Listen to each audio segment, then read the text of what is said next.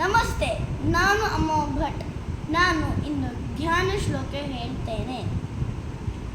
ಓಂ ಶ್ರೀ ಪರಮಾತ್ಮನೇ ನಮಃ. ಶ್ರೀಮದ್ಭಗವದ್ಗೀತಾ ಅಥ ಧ್ಯಾನಂ. ಓಂ